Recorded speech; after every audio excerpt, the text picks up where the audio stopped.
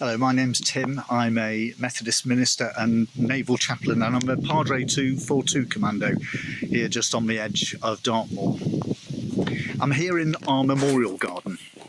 This is a place where we gather on Armistice Day and other days to remember those who have served 4-1 Commando and 4-2 Commando and given their lives for their country and for humanity.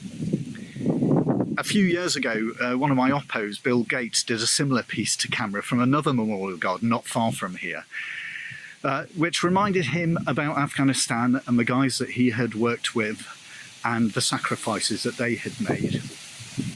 Well, this memorial garden reminds me of another aspect of conflict, because of the names here. Some of them I didn't know and I've never served with, but it was my job back in the UK when they died to knock on the door of their loved ones and to inform them of what had happened.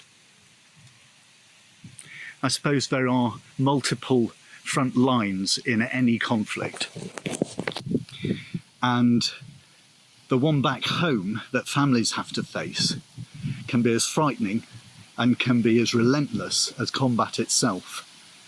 Because when you're out there with your unit, you know that you're right, unless you aren't all right.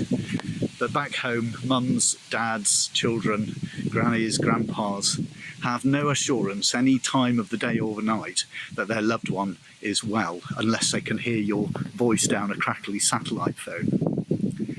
Remembrance to me is about remembering those whose lives have been lost, but it's also about remembering the people that they loved and whose lives were turned upside down by that loss. During Remembrance, I try and hold two things together: the example, the bravery, the commitment and the sacrifice of those men and women, and secondly, the cost of war, or the cost of peace. How precious peace and security and equality and freedom are. Precious enough that we're all asked to defend and to promote them at times in our lives. It's all part and parcel of being a Christian, that passion for life in all its fullness and in all its goodness. And it's not just for serving personnel, it's for all of us. Jesus reminds us that we will all be challenged to let go of our own self-interest in order to allow something better to grow and bless the world. Unless a grain of wheat falls to the ground, it remains a single grain, but if it dies, it bears much fruit.